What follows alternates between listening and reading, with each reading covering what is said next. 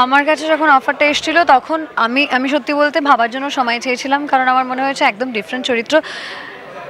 এইটা সবাই দেখতে আসবে কিনা বা এই গল্প সবাই দেখবে কিনা, সবার ভাল লাগবে কিনা, সেটা খুব ডাউটফুল ছিল আমার কাছে। কিন্তু গল্পটা সত্যি খুব ইন্টারেস্টিং, একটা মজা কমেডি তো রয়েছে প্রত্যেকটা চরিত্র। এখনও তো অতটা বোঝা যাচ্ছে না, কারণ আজকে একটা গান লঞ্চ হয়েছে, ট্রেলারটা হলে আমার মনে হয় একটু ক্লিয়ার হবে। প্রথমত হোটেলকে ঘিরে গল্প, সেকেন্ডলি জেনারেশন গ্যাপ দেখানো হয়েছে, ফ্যামিলি বিজনেস, ফ্যামিলির একটা জিনিস এখনকার জেনারেশন এসে বলছে বিক্রি করে দেবো। আমি শুধু প্রফিট অ্যান্ড লস দেখি, আমি কেন দেখতে যাবো ইমোশনস? বাট আস্তে আস্তে কিছু জিনিস ঘটে, সেই জিনিসগুলোর মধ্যে দিয়ে রিয়েলাইজেশন হয় যে অ্যাকচুয়ালি আমরা যদি একটু বুঝি, একটু মন দিয়ে ইমোশনালি ভাবি, তাহলে হয়তো কিছু প্রবলেমস, আমাদের হেরিটেজগুলোকে রাখতে পারবো এই প্রবলেমসগুলো সলভ করে। এইভাবে গল্পটা এগোয়, সম্পর্ক আছে। আমি যেরকম বলে ফেললাম একটু দাদু নাতনির একটা ব্যাপার আছে, তো রাতুলদার সঙ্গে কাজ, সব মিলিয়ে আমার মনে হচ্ছে এটা করা ডেফিনেটলি উচিত। খুব সুন্দর একটা মিষ্টি গল্প নিয়ে ছবি, এবং অফকোর্স যেরকম বললেন চেক ইন চেক আউটে বোঝাই যাচ্ছে একটা হোটেল নিয়ে একটা ছবি। এবং সেখানে ঈশার সাথে এটা আমার প্রথম কাজ অফকোর্স, কারণ এর আগে আমি কাজ করেছি 25 বছর আগে। তো আমি বুঝতে পারছি না আমার বয়স কত হয়ে গেছে, বুড়োই হয়ে গেছি। তো সেই উৎসবের পরে এটা আমার নেক্সট ছবি, এবং খুব এনজয় করে, খুব মজা করে সবাই মিলে, এখানে প্রচুর প্রচুর অভিনেতা অভিনেত্রীরা আছেন যারা ছবিতে কাজ করেছেন, এবং আমার সবাই খুব ফেভারিট।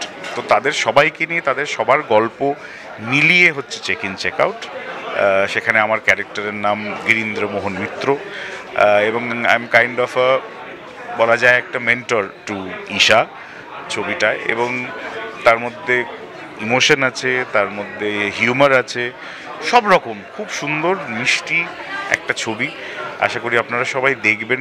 প্লিজ প্লিজ দয়া করে হলে এসে ছবিটা দেখবেন। আমাদের যা করার তো আমরা করে দিয়েছি, এরপরে আমাদের আর কিছু করার নেই, এবার পুরোটা আপনাদের হাতে। দয়া করে আসবেন, হলে ছবিটা দেখবেন, খুব খুশি হব। আমার যেহেতু আমার ফিল্ড অফ ওয়ার্কটা একদমই আলাদা, মিউজিক নিয়েই আমার মেনলি কাজ, তো সেরমভাবে অফকোর্স চেঞ্জ তো হয়েছে, আমরা টেকনিক্যালি অনেক অ্যাডভান্সড হয়েছি, অনেক রকম চেঞ্জেস হয়েছে। কিন্তু আমার একটা জিনিস যেটা সবসময় মনে হয়, যেটা আমি বলছিলামও, সেটা হচ্ছে যে একটা জিনিস যেটা কোনোদিনই চেঞ্জ হবে না প্রবাবলি, সেটা হচ্ছে the passion behind making a film. যে একটা ছোট জিনিস থেকে আস্তে আস্তে জিনিসটা তো গ্রো করে, সেখান থেকে সব লোকেরা একসঙ্গে আসে, the entire crew comes together, এবং সবারই একটা মানে কি বলবো, টার্গেট ইজ ওয়ান, যে কাজটা যেন ভালো হয়। সো সেই প্যাশনটা ইন্ডাস্ট্রি কত বদলাবে, কত বদলেছে, ভবিষ্যতে আরও বদলাবে, কিন্তু এই জিনিসটা আমার মনে হয় না কোনোদিনও বদলাবে। এবং সেটা আমরা পুরো ইউনিটটা, আমি ইউনিট না, ইটস লাইক আ ফ্যামিলি। কারণ আমরা বুঝতেই পারছেন, আপনারা দেখেছেন ট্রেলার, টিজার আর ইয়ে দেখে বুঝছেন যে নোভোটেল এটা হয়েছে পুরোটা। আমরা ওখানে থেকে, ওখানে মানে ভোর রাত্রির অবধি শুটিং হয়েছে, পরের দিন সকালে আবার কাজ শুরু করেছি। So we were like a close knit family সারাক্ষণ, এবং খুব এনজয় করতে করতে, খুব আনন্দ করতে করতে করেছি। ওই জন্যে আর কি চেঞ্জেস কি হয়েছে থেকেও বেশি আমার যেটা ফার্স্ট অ্যান্ড ফরমোস্ট, প্রথম দিনই ন্যাচারালি আমার খুব মনে পড়ছিল ঋতুদার সাথে উৎসবের কাজের দিনগুলো মনে পড়ছিল। কিন্তু সেটাই দেখলাম যে actually once you're on floor, once you're on set, এবং যখন সিনটা শুরু হয়ে যায়, তখন আর মাথায় বোধহয় কিছুই থাকে না, তখন কাজটাই সামনে, প্যাশনটাই সামনে। So I think that's a very good thing to have.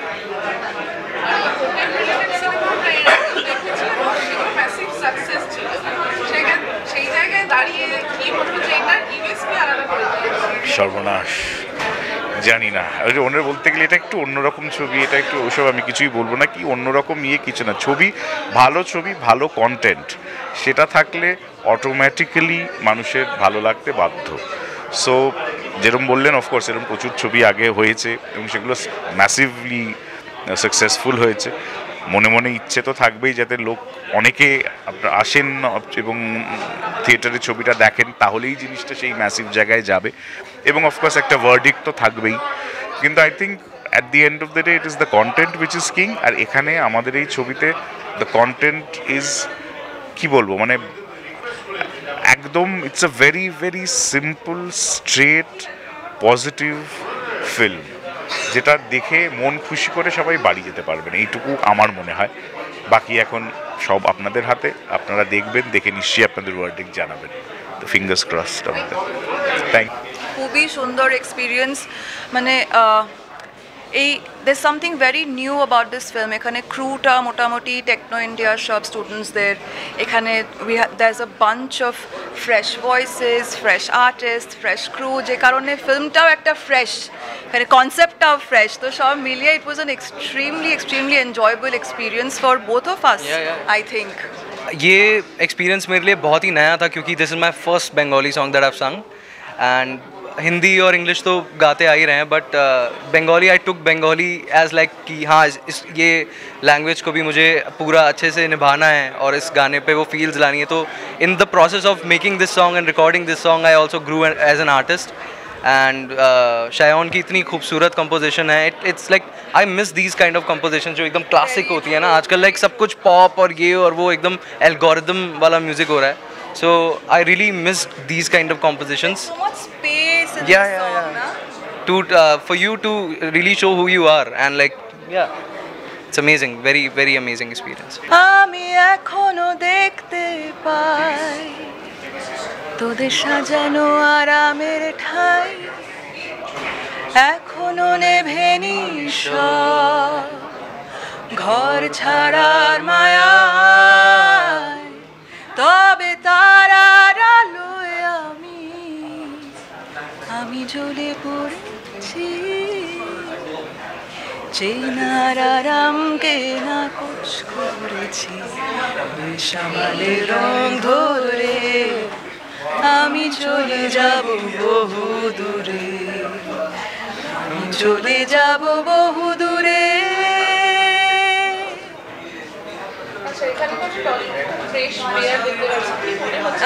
I'm sorry?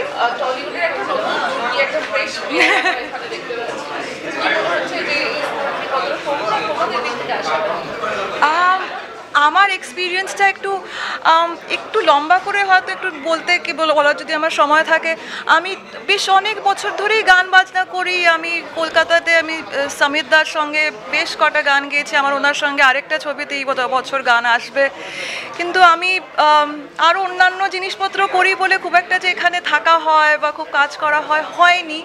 কিন্তু এই সত্রাজিৎ দার সঙ্গে আমার গত 2 বছর যাবৎ আলাপ, তার এখন ওনার সঙ্গে কাজ করতে কথা বলতে এইসব করতে আর কি এখন মনে হচ্ছে যে এখানে থেকে একটু হয়তো গানটা করলে ভালোই হয়।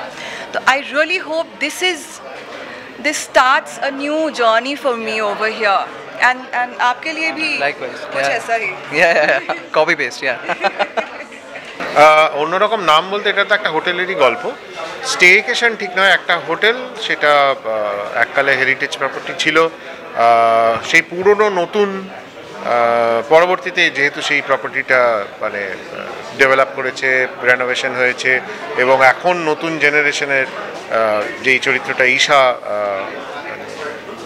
করছে বা করেছে, সে এবং পুরনো যখন হোটেলটা তৈরি হয়েছিল সেইটা যে ভাবনা চিন্তা নিয়ে হয়েছিল, এই দুটো নতুন পুরনো দ্বন্দ্ব নিয়ে এবং হোটেলের আরও যারা এই হোটেলে বারবার ফিরে আসে, যাদের গেস্ট, দের জীবনযাপন নিয়ে, তাদের জীবন নিয়ে, ছোট ছোট ঘটনা নিয়ে তৈরি করা গল্প।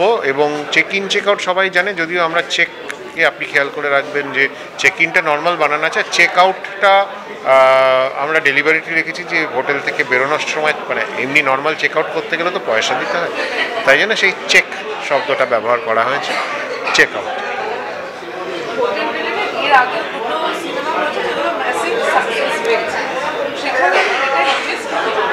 এটার আলাদা করে ইউএসপি বলতে দেখুন, এই ছবিটাতে প্রথমত টেকনো ইন্ডিয়ার সমস্ত মিডিয়া সায়েন্সের যারা স্নাতক তারা হ্যান্ডস অন কাজ করেছে। তো এই ছবিটা টেকনো ইন্ডিয়ার মেঘদূত রায়চৌধুরী, যিনি এর প্রযোজক, সে রাজি হয়েছিল। এক তো গল্প, দ্বিতীয় হচ্ছে যেহেতু ওর ছাত্রছাত্রীরা কাজ করতে পারবে, এবং নোভোটেলের ওপর বেস করে নোভোটেল যদি আমাদের এটার সহপ্রযোজনা না করতেন তাহলে এই ছবি তো বানানো যেত না। ইউএসপি আবারও ফিরে এসে, যারা আমরা কলকাতাতে এখনও রয়েছি বা আটকে গেছি, যাই বলা হোক না কেন, কেন আটকে গেছি, কেন কলকাতায় এই যে টান, অনেক লোকই চলে গেছেন এখান থেকে, কিন্তু একটা টান অনুভব করেন এখানে এলে পরে, সেটা আরও বেড়ে যায়। যারা এখানে এই হোটেল ব্যবসা করেন, হসপিটালিটি ব্যবসাতে রয়েছেন, তারা কিন্তু বেশ ভালোই ব্যবসা করে। সেটা কেন, আর কলকাতার যে এই হসপিটালিটি ক্যাপিটাল বলা হয় সেটাই বা কেন, এইগুলোই বোঝানোর জন্য এই ছবিটা তৈরি করা। আশা করি যেটা আমরা বলতে চেয়েছি সেটার কোনো লোকেদের কাছে বা দর্শকের কাছে সেটা পৌঁছবে বলেই আমাদের ইচ্ছে, মনোভাব, বা বলতে পারেন উইশ।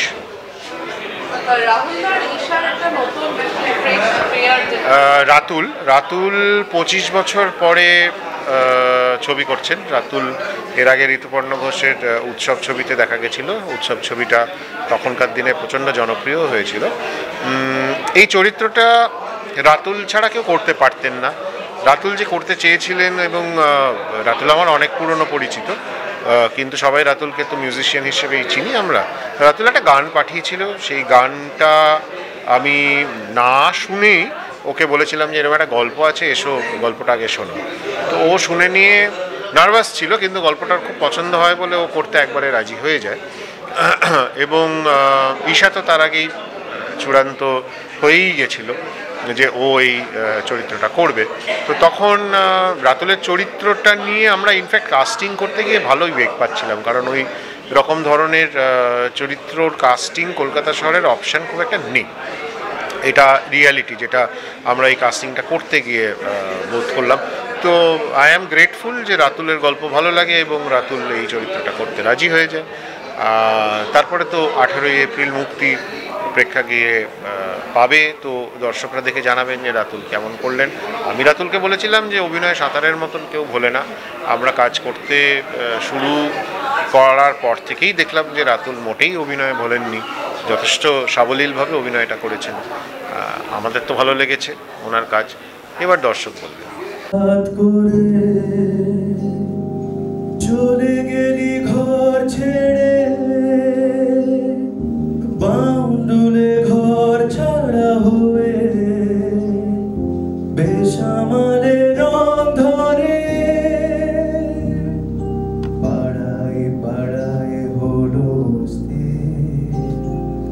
এ মাঝিঝির খুবই, তাও তারার লয়ে তুই জ্বলে জ্বলে উঠে, চলে গেলি রাত ভরে, তুই চলে গেলি বহু দূরে।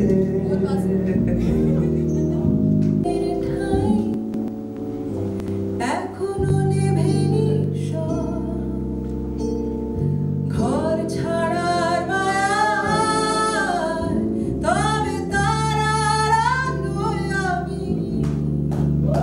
আমি জ্বলে পড়েছি। একটু অন্যরকম। আর তাছাড়া যেহেতু টেকনো ইন্ডিয়ার প্রথম কাজ, নোভোটেলের প্রথম কাজ, আমরা শুটিংটা পুরো নোভোটেলে করেছি। দেখো, প্রথম যারা কাজ করতে চায় তাদের কাজ যদি না করি তাহলে তো নতুন কেউ আসবেই না, এনকারেজ তো করতে হবে। সো ওদের এটা ফার্স্ট কাজ, ওরা চেয়েছে ওদের মতন করে করতে। আমারও মনে হলো আমার সাপোর্ট করা উচিত।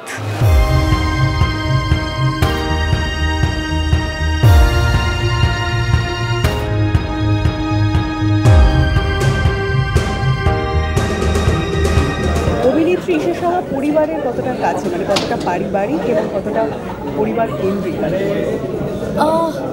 আমি পারিবারিক, তুমি যেটা বললে পারিবারিক, ডেফিনেটলি পরিবারের কাছের, কিন্তু পরিবারকে আমার প্রফেশনের কারণে অকারণে এক্সপোজ করাতে আমি বিশ্বাসী নই। আমার মনে হয় যে আমার পরিবারের একটা আলাদা জগৎ আছে, তাদের একটা লাইফ আছে, তারা নিজেরা সেই লাইফে ভালো আছে আউট অফ লাইমলাইট। তো সেই জায়গা থেকে আমার পরিবার কোনোদিন ক্যামেরার সামনে আসে না, হয়তো ওরাও কমফোর্টেবল নয়, আমিও ওদেরকে ওরকম জোনে ফেলতে চাই না যেখানে ওদের অসুবিধে হবে। সেই জন্য আমি পারিবারিক হলেও পরিবারকে ভীষণ দেখাই না যে এই আমার ফ্যামিলি, বিকজ পরিবার একটু আমার এই জোনটা থেকে একটু আলাদা থাকে। তো সময় বলতে নিয়েছিলাম একটু সময়, কারণ একটু অন্য কনসেপ্ট যদি ওয়ার্ক না করে, একটা তো কোথাও গিয়ে স্ক্রিপ্টটা পড়ার পর মাথায় আসে, তারপর মনে হলো যে না ভালো হবে, বিকজ ওদের মধ্যে একটা প্যাশন আছে, যারা স্ক্রিপ্ট লিখেছে তারা ভীষণ নতুন, ভীষণ ফ্রেশ আইডিয়াস, সবটা থেকে আমি বহুদিন চিনি, আমি শিওর ভালো হবে, প্লাস নতুন প্রডিউস করছে নতুনভাবে টেকনো ইন্ডিয়া। সো আমি তো অনেকের নতুনদের সাথে কাজ করেছি, সোয়েটারের ডিরেক্টর প্রথম কাজ আমার সঙ্গে সোয়েটার করা, প্রজাপতি বিস্কুট অনিন্দ্যদার দ্বিতীয় কাজ, সেই হিসেব মতো যুবদার গুপ্তধন প্রথম কাজ আমার সঙ্গে, মানে আমি ছিলাম ওখানে। তো সব মিলিয়ে নতুনদের সঙ্গে কাজ করতে আমার ভালো লাগে, তো আমার মনে হলো যে করা উচিত ডেফিনেটলি।